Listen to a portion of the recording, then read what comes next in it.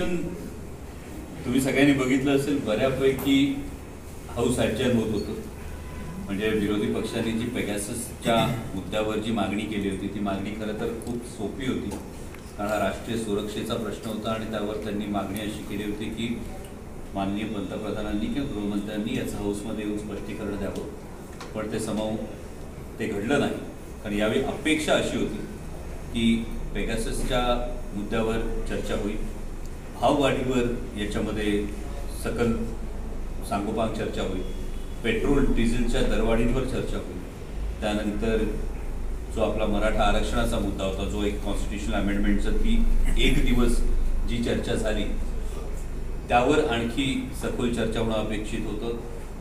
जे शेतकरी कायदे आहेत त्याच्याविषयी जी आंदोलन त्या आंदोलनावर चर्चा होईल असं अपेक्षित होतं. पण दुर्दैवानं हाऊस चाललं नाही, त्यामुळे या चर्चा घडताना दिसल्या. पण यामध्ये शिरूर लोकसभा मतदारसंघासाठी डेफिनेटली काही पॉझिटिव्ह गोष्टी घडल्या यामध्ये. त्यामधली महत्त्वाची गोष्ट म्हणजे नितीन गडकरी साहेबांनी एकूण 8,215 कोटी हे शिरूर लोकसभा मतदारसंघासाठी दिले. म्हणजे एकूण महाराष्ट्राला जवळपास 26,000 कोटीची जी अलॉटमेंट झाली नॅशनल हायवेकडून, यामध्ये 8,215 कोटी, त्यामध्ये 1,015 कोटी हे तळेगाव चाकण शिक्रापूर या रस्त्याच्या चौपदरीकरणासाठी झाले. हा रस्ता एक्झिस्टिंग विड्थचा आपण चौपदरीकरण करतो, त्यामुळे जो तळेगाववरून चाकणकडे येताना, विशेषतः आपल्या भागासाठी तळेगावकडून चाकणकडे येताना जी अडचण होती त्याच्या ट्रॅफिकमध्ये थोडीसा इजा होईल. त्याचबरोबर दुसरी महत्त्वाची गोष्ट होती ती म्हणजे पुणे ते शिरूर हा 18 लेनचा फ्लाय.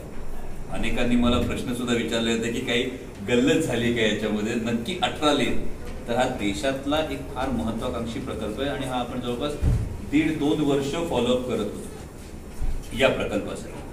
कारण त्याच्यामध्ये असणारी ट्रॅफिक डेन्सिटी, त्याच्यामध्ये असणारी व्हेहिक्युलर डेन्सिटी, हे सगळं बघून आपण 1-2 वर्ष याच्यावर फॉलोअप करत होतो.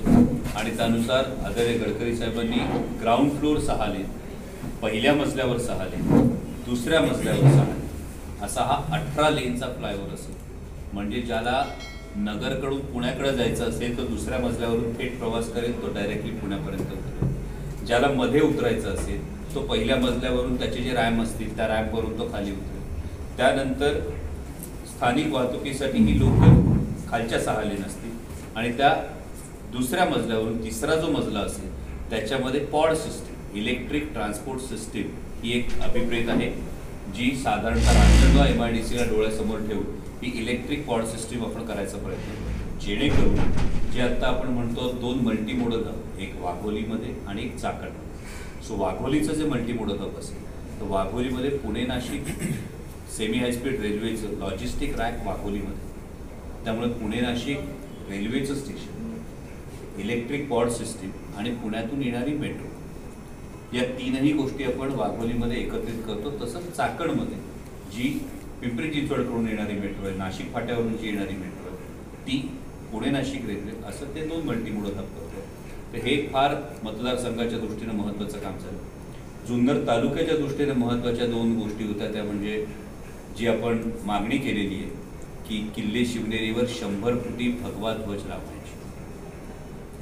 म्हणजे जो एक खरंच शिवभक्त म्हणून सर होता, कुठलंही पॉलिटिकल स्टेटमेंट हे नाही, पण शिवनेरीवर भगवा ध्वज परमनंट पोल जो आहे हा परमनंट पोल नाही, आणि हा परमनंट पोल लावण्याची मागणी आपण पर्यटन मंत्र्यांकडे केलेली आहे आणि त्यांच्याकडून आपण पुरातत्व खात्याला तशा सूचना देण्याची सुद्धा मागणी केली. त्याचबरोबर दुसरी महत्त्वाची गोष्ट होती ती म्हणजे शिवनेरी आणि लेण्याद्री या 2 रोपवेची होती.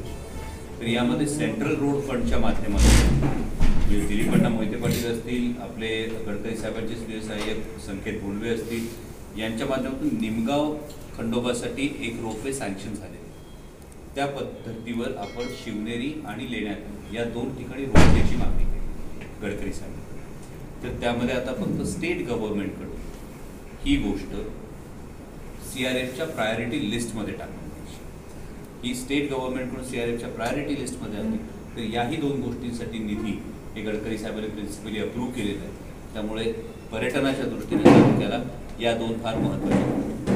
त्यानंतरची महत्त्वाची गोष्ट घडली ती म्हणजे नवीन पशुसंवर्धन मंत्री पुरुषोत्तम रुपालाजी यांच्याकडे आपल्या बैलगाडा शर्यतीचं सादरीकरण, कारण हे पुन्हा पुन्हा करावं लागतं. आत्ताही मला अनेक बैलगाडा मालकांनी हा प्रश्न विचारला की याला एवढा वेळ का लागतो. तर ती अडचण तीच होते, कारण ही नक्की संस्कृती काय आहे हे प्रत्येक वेळी नव्यानं पटवून द्यावं लागतं.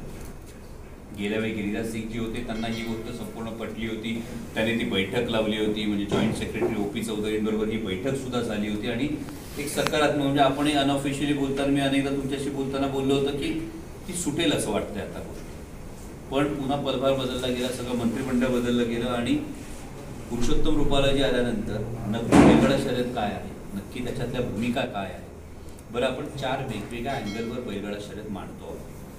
एक म्हणजे ही आपली संस्कृती आहे, दुसरं म्हणजे यातून देशी गोवंशाचं फार मोठ्या प्रमाणावर रक्षण आणि संवर्धन होऊ शकतं. कारण एक खूप धक्कादायक गोष्ट अशी आहे, मेल कॅटल पॉप्युलेशन सेन्सस जे आहे त्यामध्ये मेल कॅटल पॉप्युलेशनमध्ये 46% कमतरता आलेली आहे बैलांच्या संख्येत. एवढ्या मोठ्या संख्येवर बैल कमी झालेले साधारणतः 2012 नंतर. तर ही गोष्ट आपण मानतो. तिसरी गोष्ट आपण मानतो ती म्हणजे ग्रामीण अर्थव्यवस्थेला चालना देणारी गोष्ट, एक मॉडेल होऊ शकतं ग्रामीण अर्थव्यवस्थेला चालना देणार. आणि चौथी गोष्ट ही आहे की हे आंतरराष्ट्रीय पर्यटकांना आकर्षण केंद्र बनवू शकतं. तर या 4 गोष्टींवर आपण मानतो. तसे आपण पुरुषोत्तम रूपालाजींकडे हे संपूर्ण सादरीकरण केलं, त्यांना बैलगाडा शर्यतींचे व्हिडिओ दाखवले. त्यावर त्यांनी सांगितलं की गिरिराज सिंगजी जे आधी मंत्री होते त्यांनी एक बैठक सुद्धा घेतली होती. तर त्या बैठकीनुसार पुन्हा एकदा गिरिराज सिंगांबरोबर मी चर्चा करतो, जॉईंट सेक्रेटरींबरोबर चर्चा करतो. त्यानंतर मी गिरिराज सिंगांना परत भेटलो, त्यांना विनंती केली की प्लीज माझ्यासाठी तुम्ही पुरुषोत्तम रूपालाजींकडे चला. ती एक जॉईंट मीटिंग, तर ती जॉईंट मीटिंग कदाचित पुढच्या आठवड्यात जर दोघांची वेळ मिळाली तर त्या पुढच्या आठवड्यात त्या दोघांची ती मीटिंग. तुम्ही मगाशी म्हणाल की कदाचित माझी वेळ आली तर मी राजकीय आत्महत्या करेल. नेमकी काय आत्महत्या म्हणजे नेमकं काय? या गोष्टी, या विधानाचे अनेक अर्थ आहेत. फार एक महत्त्वाची बाब अशी होती की अनेक बैलगाडा मालकांचं हे म्हणणं होतं की निवडणूक समोर आली की बैलगाड्याचा प्रश्न समोर. मी जर बघत असाल तर कोणतीही राजकीय पार्श्वभूमी नसताना मला ही संधी मिळाली, तर माझा एक खूप साधा सरळ अजेंडा आहे. तो म्हणजे दिलेला शब्द जितका लवकर आपल्याला पूर्ण करता येईल तेवढा लवकर आपण तो पूर्ण करण्याचा आपण प्रयत्न करतो. आणि त्यानुसार वाटेल ती किंमत द्यावी लागली तरी सुद्धा बैलगाडा शर्यत ही या 4 माध्यमातून जर सुरू झाली तर खरोखर हे फार मोठं मॉडेल उभं राहू शकतं. या भावनेनं मी ही गोष्ट पुढे करतो आणि जसं जसं हे पुढे होत जाईल त्या या विधानाचा अर्थ. सर, मला वाटतं कर्नाटकमध्ये सुद्धा असा बैलगाड्यांचा खेळ, म्हणजे बैलांच्या संदर्भात एक खेळ आहे, तो तर आपल्यापेक्षाही थोडासा वेगळा आहे. मी थोडंसं त्याच्यात खरंच जल्लीकट्टू. हो, जल्लीकट्टू. तर जल्लीकट्टू तामिळनाडूमध्ये, कर्नाटकमध्ये बैलगाड्यांच्या शर्यती छकडीसारख्या त्यांना जर परवानगी आहे तर मग आपल्याला एवढा विलंब का होतो? यामध्ये एक फार महत्त्वाची गोष्ट आपण समजून घ्या. यामध्ये झालं कसं होतं, जल्लीकट्टूच्या संदर्भातली केस गेली मद्रास हायकोर्ट. मद्रास हायकोर्टामध्ये केस गेली तेव्हा मद्रास हायकोर्टानं जल्लीकट्टू चालू राहावा असा निर्णय मद्रास हायकोर्टात. तर त्याच्यावर प्राणीमित्रांनी सुप्रीम कोर्टात याचिका दाखल केलेली आहे की मद्रास हायकोर्टाच्या निर्णयाला स्थगिती देण्यात यावी. हा एक विषय. त्यामुळे मद्रास हायकोर्टाने सांगितले जल्लीकट्टू सुरू ठेवा, त्यामुळे जल्लीकट्टू सुरू. दुर्दैवानं महाराष्ट्र सरकारनं कायदा केला होता, त्याच्यावर राष्ट्रपतींची स्वाक्षरी झाली. त्या कायद्याला आव्हान दिलं गेलं मुंबई हायकोर्ट. मुंबई हायकोर्टाने त्याला स्टे दिला. आता बैलगाडा मालकांनी जी सुप्रीम कोर्टात केस केलेली आहे तो हा स्टे उठवावा. जो बैलगाडा शर्यत सुरू होण्याचा कायदा आहे त्याला जो मुंबई हायकोर्टानं स्टे दिला तो स्टे उठवावा म्हणून ही केस. सुप्रीम कोर्टासमोर या 2 केसेस आल्यानंतर सुप्रीम कोर्टाने सांगितलं की या सगळ्या पद्धतीच्या ज्या केसेस आहेत या 5 सदस्यीय खंडपीठासमोर एकत्रित ऐकल्या जाव्या. त्यामुळे जी जल्लीकट्टूची केस आहे ती सुद्धा, बैलगाड्याची केस आहे ती सुद्धा, या सगळ्या त्या 5 सदस्यीय खंडपीठासमोर ऐकल्या जाव्या. आता हे 5 सदस्यीय खंडपीठ लवकर होत नाहीये, त्याला विलंब लागतोय. त्यामुळे कोर्टातल्या केसला हा गोष्ट प्रलंबित होती. माजी खासदार आढळराव म्हणाले होते की प्रसंगी आपण सेलिब्रिटी या आंदोलनामध्ये उतरू, म्हणजे सगळीकडे आपण आंदोलन सुरू करू. स्वतः सेलिब्रिटी आहात, तर यामध्ये तुमची काय भूमिका असेल? नक्कीच. मी स्वतः शिवाजीदादांशी सुद्धा बोललो, मी काल महेशदादांशी सुद्धा बोललो, मी आज शरददादा सोनवणेंशी सुद्धा बोललो. माझी भूमिका एकच आहे की सगळ्यांनी पक्षभेद बाजूला ठेवून यामध्ये कोणतंही राजकारण न आणता यामध्ये पुढे जाऊन बैलगाडा शर्यत सुरू होण्याच्या दृष्टीने प्रयत्न करा. फक्त त्यासाठी आंदोलनाची वेळ कोणती आहे हे आपल्याला एकदा ठरवावं लागेल. आणि जसं जल्लीकट्टूचं आपण आंदोलन जेव्हा म्हणतो तेव्हा जल्लीकट्टूच्या आंदोलनाच्या वेळी हा तामिळनाडूच्या अस्मितेचा प्रश्न आहे म्हणून प्रत्येकजण खाली उतरला होता. या पद्धतीनं बैलगाडा शर्यत ही महाराष्ट्राच्या अस्मितेचा प्रश्न आहे हे आपल्याला काही भागांना कन्व्हिन्स करावं लागेल. काही सेलिब्रिटी असतील, काही लेखक असतील, ज्यांना कल्पनासुद्धा नसेल काही जणांना, त्यांच्यापर्यंत ही गोष्ट पोचवायला लागेल. आणि मग जसं शिवाजीदादा म्हणाले त्या पद्धतीनं डेफिनेटली सेलिब्रिटी असतील, लेखक असतील, या सगळ्यांना घेऊन या आंदोलनात उतरावं लागेल.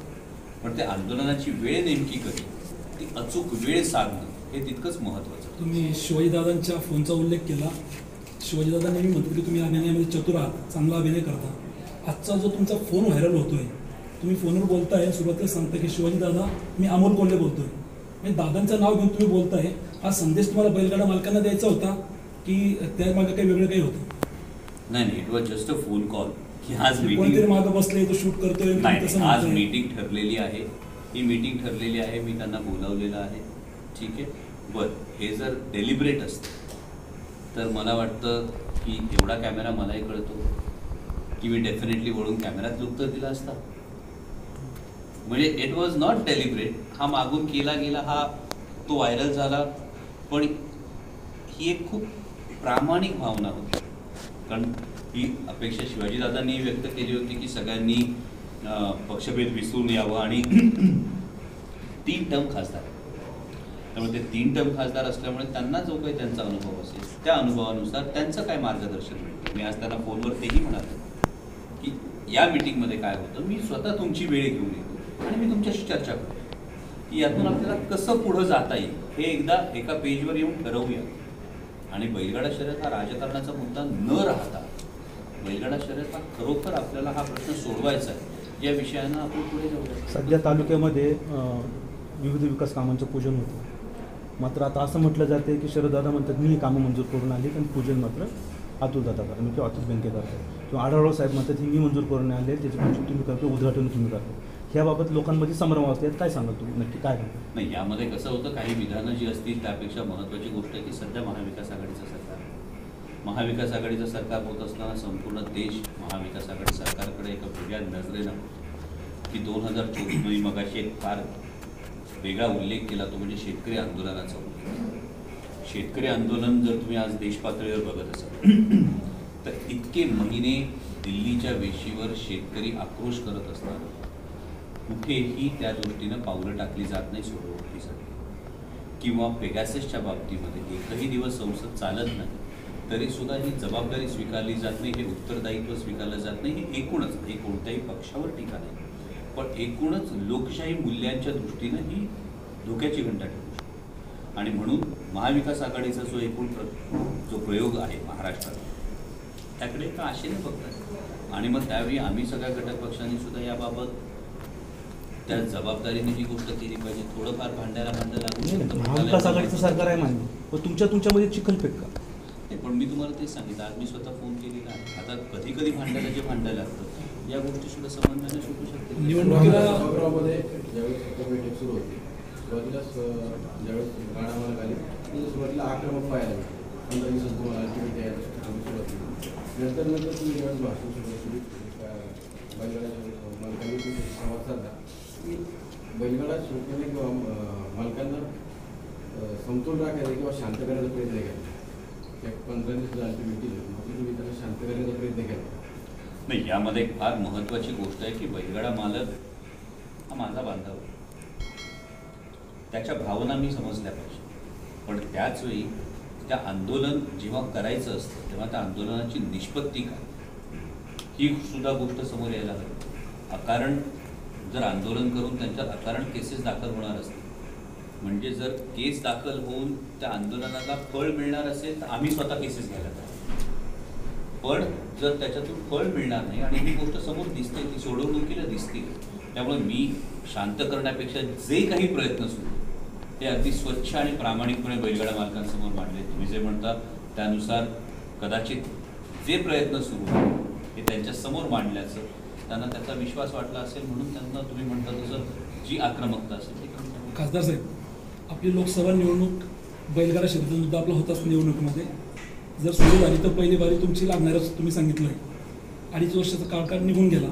ज्या जेव्हा तुम्ही संसदेसाठी बोलण्यासाठी उभे राहिला त्याच्यावर तुम्ही बैलगाडा शर्यतीचा मुद्दा मांडला आहे, पण पुढच्या 2-2.5 वर्षामध्ये हा मुद्दा पूर्ण झाला नाही आणि तुम्ही आज राजकीय आत्महत्येचं विधान केलेलं आहे.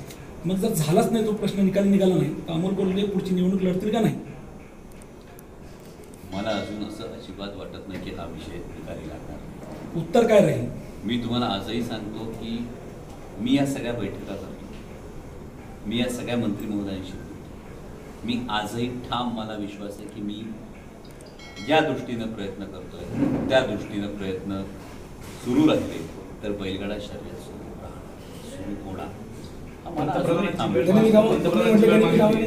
पंतप्रधानांची मी वेळ मागितलेली आहे, त्यांचा रिस्पॉन्स आता मी काल पुन्हा त्यांना रिपीट ॲप्लिकेशन दिलेलं आहे आणि त्या मीटिंगनंतर याच्यावर डेफिनेटली काहीतरी एक पॉझिटिव्ह गोष्ट निघू शकेल अशी मला एक आशा आहे. कारण ज्या पद्धतीनं आपण या 4ही मुद्द्यांवर मांडतो आहोत, आत्तापर्यंत 2 केंद्रीय मंत्र्यांना आपण ही गोष्ट मांडल्यानंतर 2ही केंद्रीय मंत्र्यांनी ही गोष्ट नाकारलेली आहे की हे 4ही मुद्दे कुठल्याच मंत्र्याने आत्तापर्यंत नाकारलेले नाही किंवा करू बघू अशातलाही भाग झालेला नाही. ही म्हणजे काय म्हणतो मी, याला एक अचिव्हमेंट आपण म्हणू शकतो की केंद्रीय मंत्र्यांकडे आपण आदल्या दिवशी विषय मांडतो, तो त्यांना पटवून देतो आणि दुसऱ्या दिवशी सकाळी 11:30 वाजता जॉईंट सेक्रेटरीबरोबर ते केंद्रीय मंत्री बैठक लावतात. याचा अर्थ आपण ज्या दिशेने चाललेलो आहोत ती दिशा कुठेतरी बरोबर आहे आणि त्यामुळे मला ठाम विश्वास आहे की ही गोष्ट मार्गी लागेल. कारण तुम्ही जो मागच्या लोकसभा निवडणुकीचा जो विषय म्हणाला,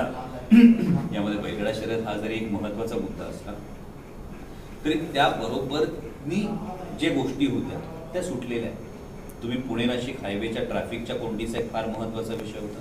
या पुणे नाशिक हायवेच्या ट्रॅफिक कोंडीमध्ये चाकण चौकासाठी आता 680 कोटीचा जो संपूर्ण निधी आलेला आहे, मोशी ते चांदोली 6 लेन्स, त्यामुळे चाकणच्या वाहतूक कोंडीचा प्रश्न सुटेल. 5 बायपासचं जे काम सुरू झालेलं आहे ते जून 2022पर्यंत पूर्ण होईल. पुणे नाशिक रेल्वेचे जे प्रगती आहे ती बऱ्यापैकी पुढच्या टप्प्यावर गेलेली तुम्हाला आत्ता समोर स्पष्ट दिसते. पुणे नगर हायवेचा मुद्दा मी सांगितलेला आहे. त्यानंतर आता कल्याण नगर हायवेसाठी आपण एक मागणी करतो. त्यामुळे हे जे सगळे महत्त्वाचे मुद्दे आहेत, हे जवळपास सगळे मुद्दे आपण मार्गी लावत चाललेलो असताना आता महत्त्वाचा फोकस जो आहे तो बैलगाडा शर्यतीवर काय सुटलंय, काय राहिलंय? जुन्नर आंबेगाव खेड आपला आदिवासी पट्टा मोठ्या प्रमाणात आहे. हिरड्या कारखान्याचा प्रश्न आपण मार्गी लावणार होता, त्यासाठी हिरडा कारखान्याचा जो प्रश्न आहे या संदर्भात राज्यस्तरावर हा हिरडा कारखान्याचा विषय आहे. आपण त्या अनुषंगानं राष्ट्रीय वनौषधी संशोधन केंद्राचा जो विषय मार्गी लावला, तो राष्ट्रीय वनौषधी संशोधन केंद्राचा DPR आता पुणे युनिव्हर्सिटीच्या माध्यमातून बनवण्याचं काम सुरू होईल. त्यामुळे राष्ट्रीय वनौषधी संशोधन केंद्र जे आहे याला प्रिन्सिपल अप्रुव्हल आयुष मंत्रालयाकडून आपण घेतलेलं आहे. जो संपूर्ण आदिवासी जो संपूर्ण भाग आहे या आदिवासी भागाला याचा एक फार मोठा दिलासा मिळू शकेल. त्यामुळे तो विषय आपण मार्गी लावतो. सॉरी, फक्त एक शेवटचा मुद्दा सांगतो आणि त्याच्या पुढचा जो फार महत्त्वाचा मुद्दा आहे तो इंद्रायणी मेडिसिटीचा मुद्दा. म्हणजे 24 सुपर स्पेशालिटी हॉस्पिटल एका कॅम्पसमध्ये, हे 24 सुपर स्पेशालिटी हॉस्पिटल एका कॅम्पसमध्ये होत असताना पायाच्या नखापासून डोक्याच्या केसापर्यंत संपूर्ण इलाज, संपूर्ण treatment central government health scheme CGHSच्या रेट्सवर लोकांना उपलब्ध करून दिली जाणार. हा एक अत्यंत महत्त्वाकांक्षी प्रकल्प आपण आणतोय. त्याची एक प्राथमिक बैठक आरोग्यमंत्री राजेश टोपे साहेबांकडे झाली, ज्याला PMRDAचे आयुक्त, जिल्हा परिषदेचे आयुक्त दोघे उपलब्ध होते. हे करत असताना मेडिसिटीच्या 50 किलोमीटरच्या रेडियसवर, म्हणजे या दुसऱ्या वेव्हमध्ये जर आपण बघितलं असेल तर दुसऱ्या वेव्हमध्ये पुणे शहरातल्या आरोग्य व्यवस्थेत प्रचंड ताण आहे. म्हणजे आपण सगळेजण, तुम्ही तुमच्या कॉन्टॅक्ट्समधून, आम्ही आमच्या कॉन्टॅक्टमधून, प्रत्येकजण पुणे सिटीतला बेड मिळवण्यासाठी धडपडतो. आज पुणे शहरामध्ये 5 हायवे आहेत. पुणे मुंबई, पुणे नाशिक, पुणे नगर, पुणे सोलापूर आणि पुणे सातारा. आणि या 5ही हायवेजवर एक MIDC आणि या MIDCच्या माध्यमातून या 50 किलोमीटरच्या परिघामध्ये एक 200 बेडेड मल्टी स्पेशालिटी हॉस्पिटल जे ट्रेन करेल या मेडिसिटीला. अशा पद्धतीचा एक फार मोठा प्रकल्प आपण पुढच्या काळात आणतो. That is Indrayani Medicity. हे फक्त मला एक सांगायचं. आपण रेल्वेचा उल्लेख केला, पण आपल्या परिसरात जर पाहिलं तर रेल्वेचे खूप सारे आंदोलन होत आहेत. आज जमीन अधिकारावरनं अनेक ठिकाणी वादविवाद होत आहेत. तर या संदर्भात आपण काय मार्ग काढणार आहात? या संदर्भामध्ये मी खेडमध्ये अशा बैठका घेतल्या, हवेलीमध्ये अशा बैठका घेतल्या आणि त्या संदर्भात पुढच्या आठवड्यामध्ये आयदर 21 किंवा 28 तारखेला रेल्वेचे अधिकारी, महसूल अधिकारी आणि प्रकल्पबाधित शेतकरी यांची आपण एक संयुक्त बैठक घेतो. कारण आमचं सगळ्यांचं म्हणणं आहे की आपण सगळे शेतकऱ्याची पोरं, जोपर्यंत शेतकऱ्याचं समाधान होत नाही तोपर्यंत प्रकल्प येईल. आणि त्या पद्धतीनं आत्तापर्यंतचा जो अनुभव आहे, हवेली तालुक्यातला अनुभव असेल, खेड तालुक्यातला अनुभव असेल, एकूण प्रकल्पाविषयीच्या गोष्टी क्लिअरली समोर मांडल्या गेल्या तर अनेकांचे गैरसमज दूर. तर या पद्धतीनं इथेही गैरसमज दूर होतील. त्यातूनही काही एक्स्ट्रा करावं लागलं तर शेतकऱ्यांच्या बाजूनं आमची बांधिलकी ही गोष्ट तितकी ठाम. आपल्या तालुक्यामध्ये आणि आंबेगावचा जो प्रश्न आहे, काही लोकांना पूर्णपणे भूमिहीन होतं ते, त्यासाठी रिंग रोड थांबवण्यासाठी प्रयत्न करतात. पुन्हा आता रिंग रोड हा MSRDCच्या माध्यमातून होतोय. MSRDC पुन्हा महाराष्ट्र राज्य सरकारचा. मी पुन्हा 2 गोष्टींमध्ये सेपरेट करतो की एक केंद्राचा प्रकल्प, एक राज्याचा प्रकल्प. पण MSRDCचं जेव्हा मी रिंग रोडचं जे स्वतः प्रेझेंटेशन करतो, या प्रेझेंटेशनमध्ये माझी जास्त सहानुभूती शेतकऱ्यांच्यापासून. कारण MSRDCच्या रिंग रोडला असणारे ॲक्सेस रोड्स, त्याचे असणारे सर्व्हिस रोड्स, आणि काही ठिकाणी असं होतं की एकाच गट नंबरमधून 2ही प्रकल्प. तर त्या संदर्भात मी वडेट्टीवार साहेबांशी सुद्धा बैठक केलेली की 2013चा पुनर्वसनाचा एक कायदा आहे, त्यानुसार काही स्पेशल प्रोव्हिजन अशा लोकांसाठी करता येईल का, हा एक महत्त्वाचा विषय आहे. त्याचबरोबर जे पूर्णपणे भूमिहीन होतात यांच्यासाठी त्याच कायद्यानुसार वेगळी काही तरतूद करता येईल का, या संदर्भात आपण पाठपुरावा करतो. पण तो प्रायोरिटीने राज्य सरकारच्या अखत्यारीतला विषय आहे. त्या संदर्भात त्या दिवशी माझी खासदार सुप्रियाताई सुळे यांच्याबरोबरही बैठक झाली. ती बैठक झाल्यानंतर आम्ही जॉईंटली या संदर्भातलं आमचं जे निवेदन आहे MSRDCच्या संदर्भातलं, ते निवेदन आम्ही लवकरच. जुन्नर आंबेगाव तालुक्यामध्ये MIDC होऊ शकत नाहीच. पण तुम्ही मागच्या वेळेला बोलले होते की शेतीपूरक उद्योग आणून, आत्ताही सुद्धा यावर्षी टोमॅटोची परिस्थिती वाईट झाली, बराचसा माल हा नासला गेला. जर समजा त्याच्यावर जर प्रोसेसिंग जर चालू केलं असतं तर बराचसा माल त्याचा वापर करता आला असता. तर यामध्ये आपण जुन्नर तालुक्यातल्या मिनी फूड पार्क, जुन्नर तालुक्यामध्ये मिनी फूड पार्क आणण्याच्या दृष्टीवर जिल्हा नियोजनच्या माध्यमातून आदरणीय उपमुख्यमंत्री अजितदादा पवारांनी या मिनी फूड पार्कच्या DPRसाठी निधी अलॉट केलेला आहे. त्याचा DPR एकदा तयार झाला तर त्याच्यासाठी जागेची सुद्धा आपण एका ठिकाणी मागणी केलेली आहे. तर त्या माध्यमातून आपल्याला मिनी फूड पार्क हा जुन्नर तालुक्यात आणण्याचा आपण प्रयत्न करतो. दुसरा एक फार महत्त्वाचा विषय जर आपण लक्षात घेतला तर पुणे नाशिक सेमी हायस्पीड रेल्वेचा जो आपण विषय मांडतो, हा विषय करत असताना आपण आग्रहानं यामध्ये जुन्नरमध्ये 2 ॲग्रिकल्चर ट्रॅक, आंबेगाव तालुक्यात 1 ॲग्रिकल्चर ट्रॅक ही मागून घेतलेली.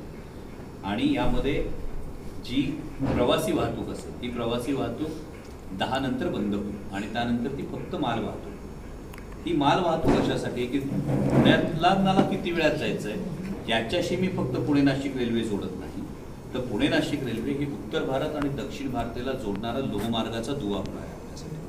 त्यामुळे आपला जो शेतीमाल, मग त्यामध्ये किसान रथ जी कंप्लीट एअर कंडिशन ट्रेन असेल, या माध्यमातून असेल, किंवा त्याला ॲन्सिलरी जे उद्योग आहेत, मग मिनी फूड प्रोसेसिंग युनिट्स असतील किंवा त्यामधले कोल्ड स्टोरेजचे युनिट्स असतील, या सगळ्यासाठीची फॅसिलिटी ही आपल्या तालुक्यांमध्ये तयार होण्यासाठी पोषक वातावरण. पत्रकार विचारला ना, त्याला अनुसरूनच प्रश्न होता माझा की जुन्नर आंबेगाव खेड शिरूर आपला जो शिरूर लोकसभा मतदारसंघ आहे, याच्यात आंबेगावला सातत्याने मंत्रिपद आहे, इथला विकास, चाकणला MIDC आहे, रांजणगाव किंवा शिरूरला तीच परिस्थिती आहे. जुन्नरच्या विकासाला तुम्ही समाधानी आहात का? तुम्ही 2.5 वर्ष नेतृत्व करताय.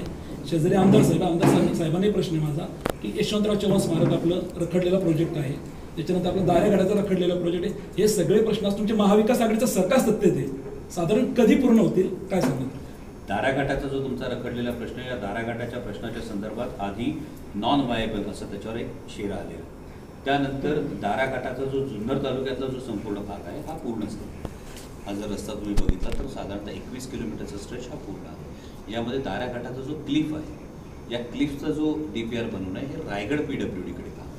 एकदा रायगड PWDकडून काम आलं की आपण त्याच्यावर पुढची कारवाई डेफिनेटली करू शकतो. दुसरी एक महत्त्वाची गोष्ट अशी आहे की हाच आपण गोष्ट जी मांडतो आहोत, बोरघाट म्हणजे खंडाळा घाट ते माळशेज घाट हे 60 किलोमीटरचं आहे आणि सह्याद्रीच्या संपूर्ण रेंजेसमध्ये एवढं अंतर असलेले भीमाशंकरला न जाता तो भोरगिरीवरून शिरूरला जाण्याचा जो रस्ता आहे तो आपण नॅशनल हायवे PWD करतो.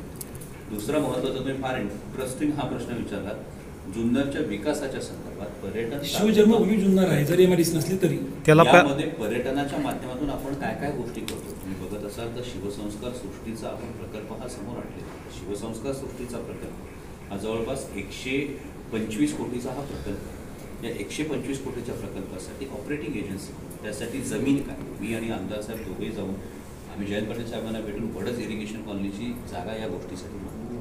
यानंतर आता शिवसंस्कार सृष्टीचा प्रकल्प हा PPP मॉडेलवर होणार की हा सरकारकडून डेव्हलप, या संदर्भात शासकीय निर्णय अजून पेंडिंग आहे. त्यानंतरचा दुसरा जो लेण्याद्री देवस्थानचा जो संपूर्ण विषय आहे, लेण्याद्री देवस्थान आणि वरची कपिचित होती लेणी, या संदर्भात आपण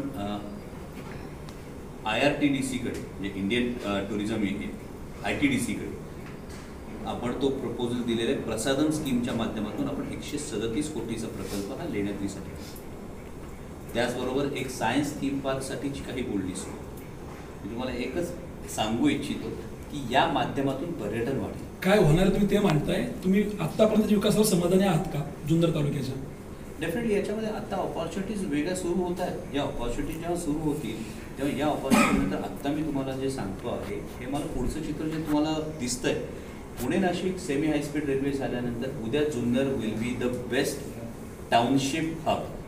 उद्या खासदार साहेब, याच्यावरतीच एक महत्त्वाची गोष्ट आहे. पायाभूत सुविधा आधी कराव्या लागतात. मी तुम्हाला तेच सांगतो, या जेव्हा गोष्टी आपण म्हणतो या गोष्टी होण्यासाठी काय लागतं, 2 गोष्टी असतात. तुमच्या पायाभूत सुविधा किती आहेत, तर आता हायवेचे प्रश्न सुटतात, रेल्वेचे प्रश्न सुटतात, याने डेफिनेटली पर्यटनाला चालना मिळते. कुठला व्यवसाय येणार त्यासाठी काय गोष्टी त्या आपण definitely तुम्ही शेतकऱ्यांचे प्रश्न नेहमी सोडवत आलेला तो सोडत आमदार साहेब तुम्ही.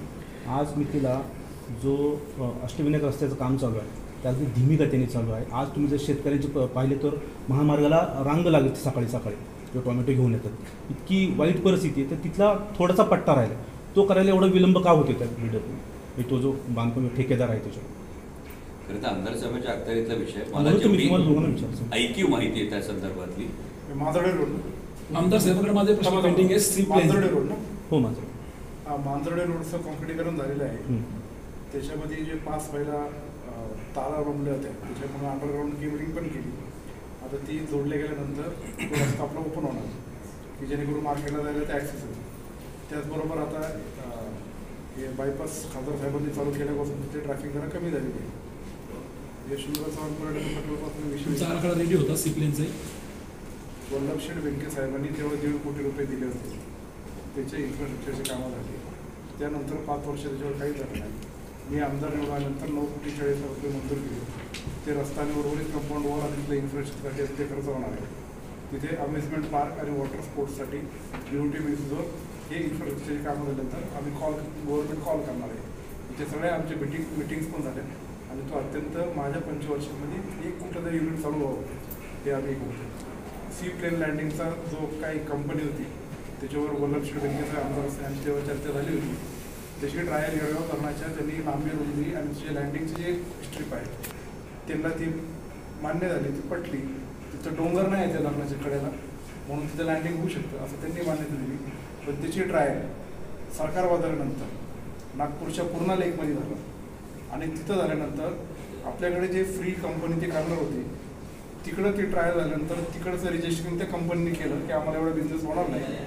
आता पहिल्यांदा जेव्हा ती सी प्लेन लँडिंगची कंपनी जरी तयार असेल तर धरणाला त्याच्या लँडिंगचा आणि त्याचा धोका असल्यामुळं सध्या तरी इरिगेशन खात्याने त्याला काय पुढं फॉरवर्ड केलेलं नाही. तर ते टेक्निकल टर्म बैठक ते ठरवलं करेल. पण तत्पूर्वी यशवंतराव चव्हाण पर्यटन प्रकल्पाचा तो प्रकल्प चालू होण्यासाठी हा माझा प्राधान्य असणार आहे आणि त्याच्यातून ते जलद गतीने चालू करण्यासाठी माझा प्रयत्न आहे. जर यदाकदाचित ते करून नसतात तर त्याचे टेंडर होऊन इन्फ्रास्ट्रक्चरचे कामं होऊन आपण पुढच्या स्टेपला असलो असतो. आता टेंडर झालेले आहे, ठेकेदाराला काम मिळाले, आता तो लवकरच ते काम चालू करा. केबलची मार्केटची जी केबल आहे ना 33 kV ची केबल आहे ती त्यांनी अंडरग्राऊंड टाकलेली आहे परंतु ती अजून जोडली नाही NMCBने. आणि खासदार साहेबांनी त्यावेळेला फोन केला होता मार्केटच्या उद्घाटनाच्या वेळेलाच, परंतु ते अजून काम होत नाही. ते जोडले झाले 4-5 दिवसात. त्याच्याकडे टेक्निकल त्याला परवानग्या लागतात, त्या परवानग्या नव्हत्या. पण विदाऊट परवानगी फक्त परवानगी प्रोसेस करा ते जोडा असं ते होऊन जाईल. खासदार मागे तालुक्यात बिबट्यांचे हल्ले अजूनही होत आहेत आहे. तर बिबट सफारी हा प्रकल्प कुठपर्यंत आहे? बिबट सफारी हा प्रकल्प फक्त कागदावरच होता आणि स्वप्न दाखवले होते. तसं कुठलं प्लॅनिंग नाही, प्रपोजल तुम्ही त्यासाठी काय करणार? प्रस्ताव नाही. आता आपण माणिकडो या ठिकाणी नवीन 12 हेक्टर इरिगेशनची जागा फॉरेस्टला घेतलेली आहे. त्या फॉरेस्ट खात्याने त्याचे 1.5 कोटी रुपये इरिगेशन खात्यात देण्यानंतर कागद होणार आहे. ती आता प्रोसेस सगळी झाली आहे. आता फॉरेस्ट खात्याचे मंत्री स्वतः मुख्यमंत्री साहेब होते, आधीचे मंत्री दुसरे होते, त्यांचा राजीनामा घेतला, त्या प्रकरणामध्ये ते अडकलं आणि त्याच्यामुळं आता ही मंजुरीनंतर ती 12 हेक्टर मिळणार. तर नवीन बिबट निवारा केंद्र होते, आत्ताच्या बिबट निवारा केंद्रापेक्षा 7 टाइम्स ते मोठं आहे आणि त्या बिबट निवारा केंद्राबरोबर प्राणी संग्रहालय किंवा झू असा आपण तिथे प्रोजेक्ट सादर करतोय. अजितदादा पुढच्या आठवड्यात किंवा त्याच्या पुढच्या आठवड्यात इथे येणार आहेत. त्यांच्या हस्ते तिथं वाईल्ड लाईफ हॉस्पिटलचं ओपनिंग आहे.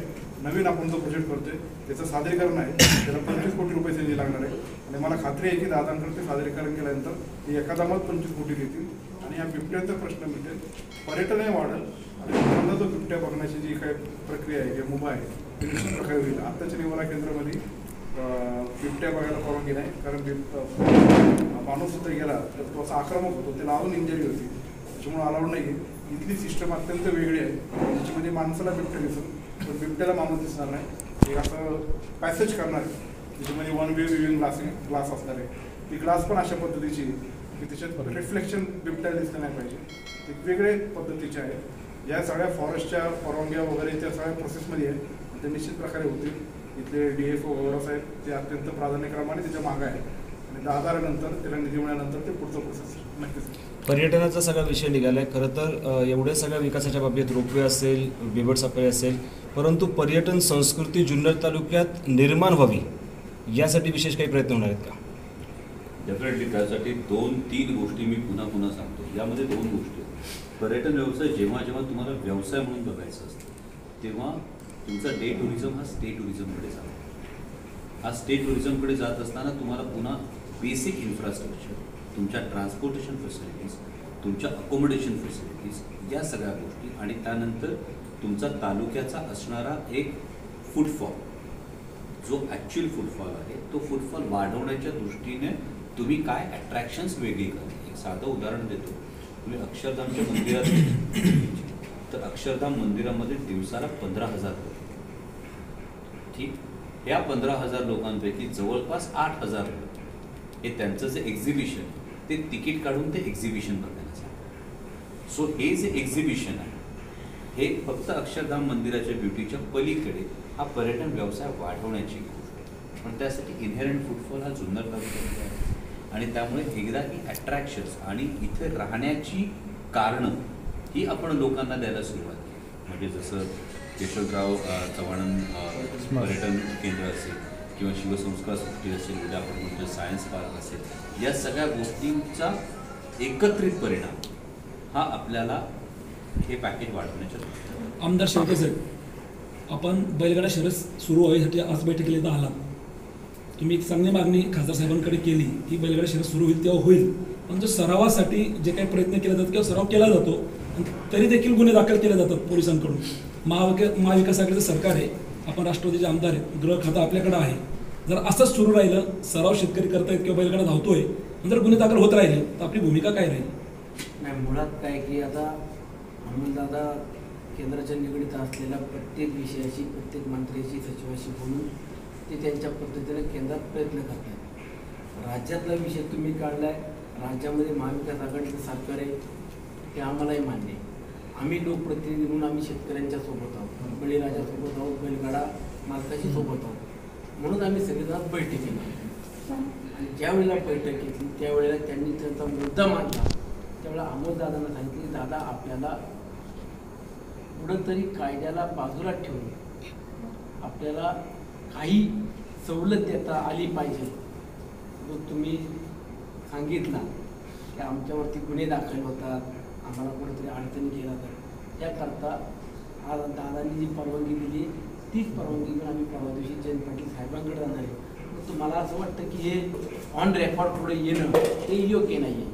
शेवटी लोकप्रतिनिधी म्हणून आम्ही असे गैरवर्तन करतो किंवा आम्ही कुठेतरी कायद्याला बाजूला ठेवण्याचा प्रयत्न करतोय आणि चुकीच्या पद्धतीनं मार्गाला प्रतिसाद देतोय असा त्याचा अर्थ होईल. तर कृपया करून माझी तुम्हाला विनंती आहे की तुम्ही सराव करा, महिलांना घेऊन तुम्ही सराव करा, याचा अर्थ शर्यती करा असं आम्ही म्हणलेलो नाही. सराव करत असताना गुन्हे दाखल होतात. सराव करताना होत नाही तर तुम्ही स्पर्धा करताना गुन्हे दाखल होत आहेत. तर आता आम्हाला सरावाला परवानगी द्या हे आमचं भांडण आम्ही आता आमच्या पद्धतीने मांडणार आहे.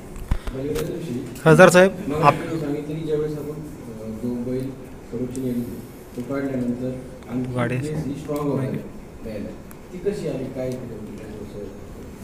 बैल या प्राण्यांचा जेव्हा संरक्षित प्राण्यांच्या यादीत समावेश आहे तेव्हा या संरक्षित प्राण्यांच्या यादीला ट्रेन आणि एक्झिबिट या दोन गोष्टींवर म्हणजे तुम्ही जर बघत असाल वाघ असेल, सिंह असेल, अस्वल असेल, माकड असेल, सर्कशीतले हे सगळे प्राणी गायब झाले. याचं कारण हा आलेला काय की ज्याच्यामुळे ट्रेन अँड एक्झिबिटवर याची संपूर्णपणे बॅन. तर यामध्ये बैल आल्यामुळे त्यांनी आत्ता असा अर्थ लावलेला आहे निकालपत्रामध्ये का की बैल हा तुम्ही एक्झिबिशन करता आहात. जी आपली कोर्टातली केस आहे ती कोर्टातली केस आत्ता अशी स्टँड करते ती हे म्हणते की इथं कुठलेही तिकीट चार्ज केलं जातं त्यामुळे याला एक्झिबिशन म्हणता येईल. म्हणजे त्याच्या स्वभावता गोष्टींच्या विरोधात त्याला केलं जाणारं ट्रेन आणि त्याचं एक्झिबिशन या दोन गोष्टी या संरक्षित प्राण्यांच्या यादीच्या याच्यात येतात. जेव्हा बैल वगळला जातो तेव्हा बैलच जर त्या यादीत नसेल तर घोड्याचं एक्झिबिशन होतं, रेस चालते, बैलाला काढचं इतकं सोपं होते. सर मला एक मुद्दा आहे, एकच फक्त मी एकच ॲड करतो याच्यामध्ये.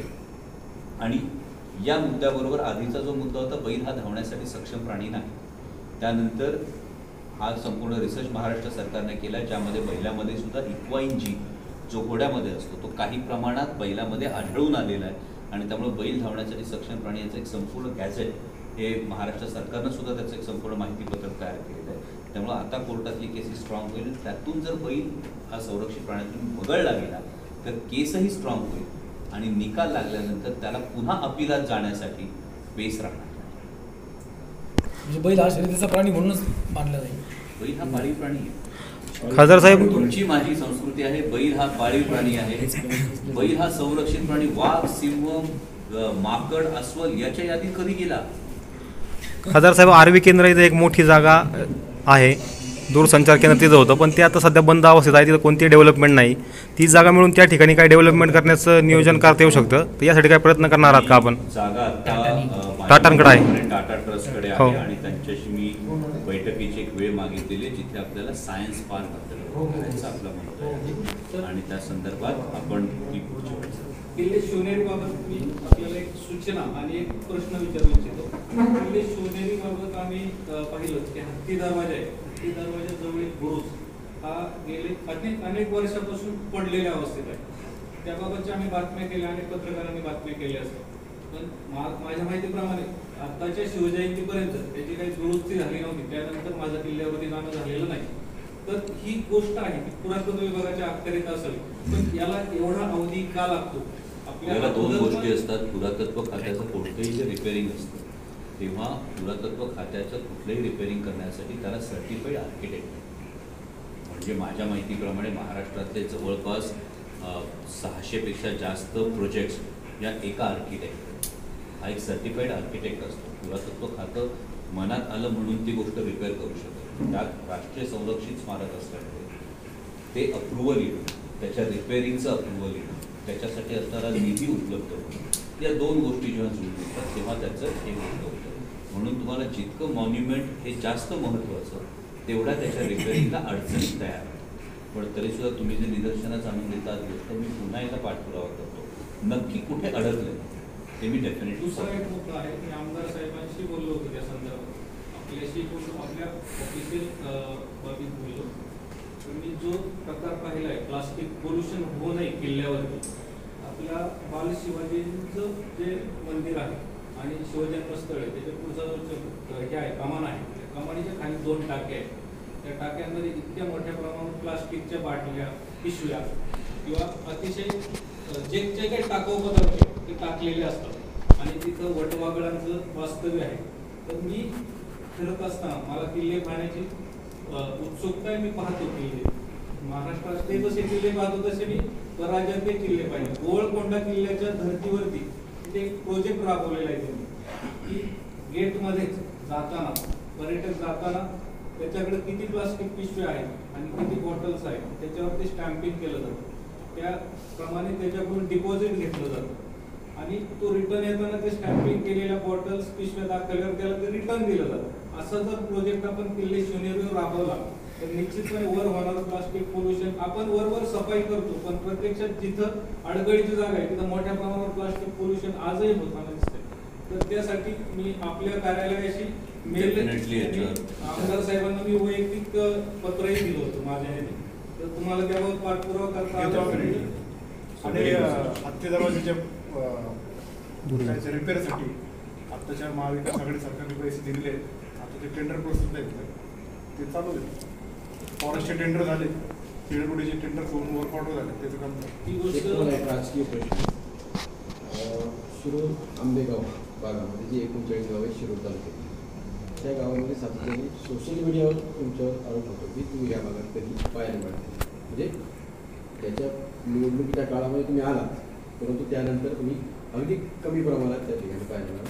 इतर ठिकाणी इतर मतदारसंघात तुम्ही विकास कामांची उद्घाटन करतायत, जिल्हा परिषद सदस्य असतील, आमदार सदस्य त्यांच्यासोबत फिरताना उद्घाटन करताना दिसत आहे.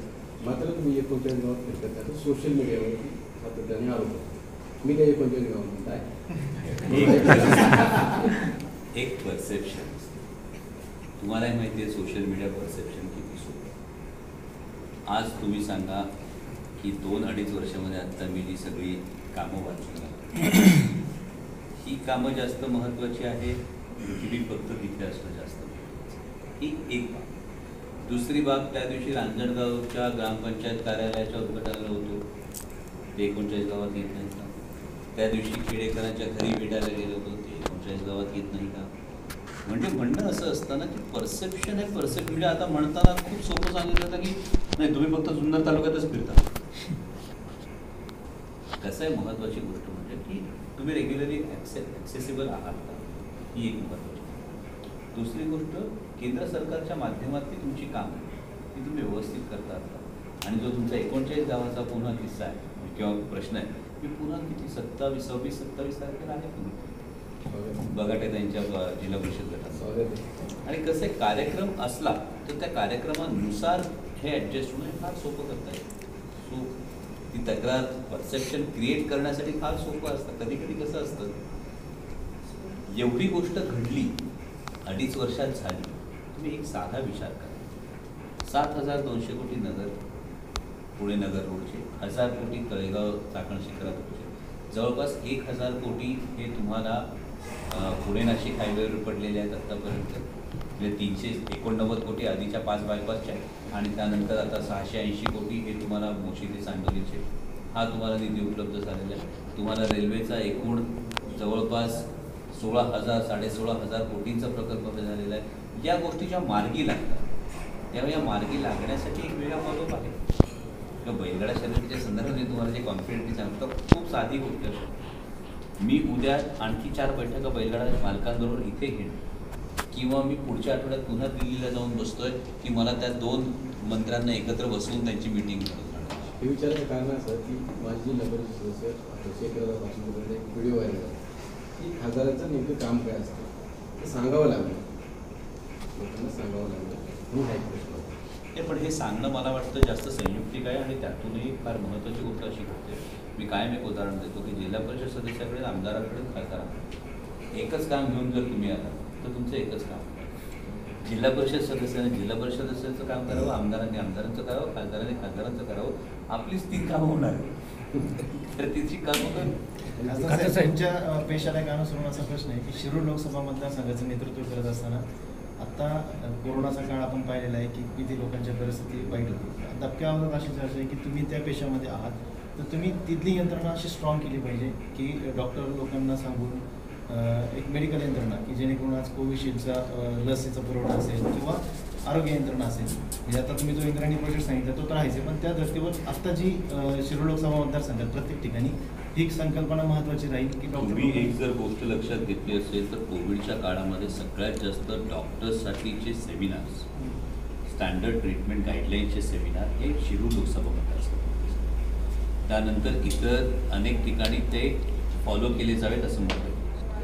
दुसरी गोष्ट महत्त्वाची अशी होती की आता तुमची फॅबिफ्लूची किंमत असेल, तुमच्या रेमडेसिवीरच्या किमती असतील, तुमचं रेमडेसिवीरचं सेंट्रल डिस्ट्रीब्युशन असेल, टॉसिलिझुमॅबची आवश्यकता अनावश्यकता, या सगळ्या गोष्टी आपण विधान भवनामध्ये जी बैठक होती, या विधान भवनाच्या बैठकीमध्ये जिथे डिसिजन होतो, माननीय अजितदादांनी फार कटाक्षाने याचा फॉलोअप केला. तिथे आपण या गोष्टी सातत्यानं मांडत होतो, त्यानुसार या गोष्टी फॉलोअप होतात. राहिला प्रश्न आता लसींचा. तर लस उपलब्धता हा एक फार महत्त्वाचा विषय. सेंट्रल करून जी लस उपलब्ध होते यामध्ये 2 क्रायटेरिया लावले जातात. साधारणतः 15 दिवस आधी याचा रिव्ह्यू घेतला जातो प्रत्येक राज्याचा.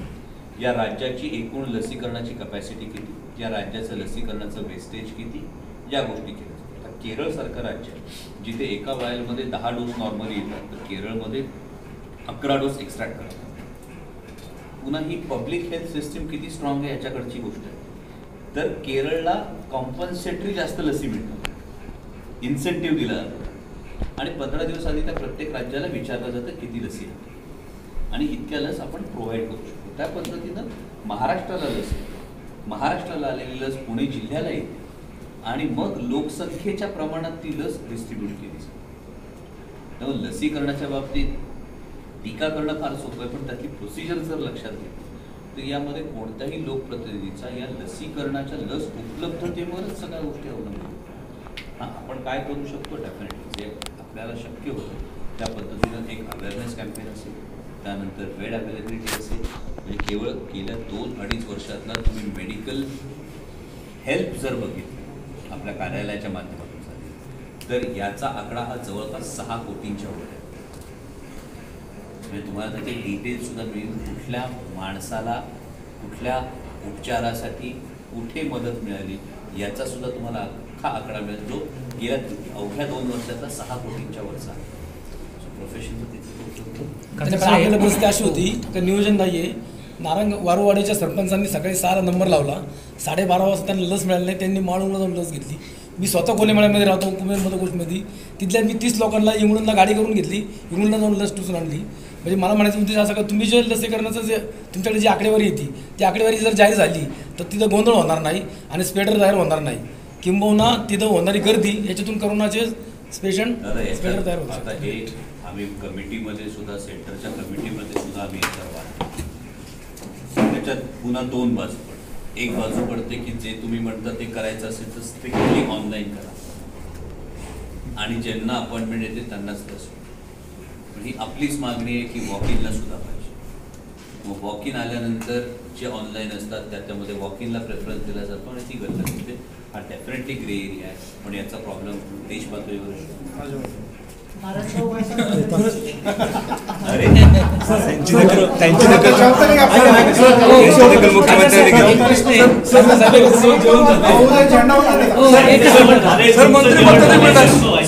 मुख्यमंत्री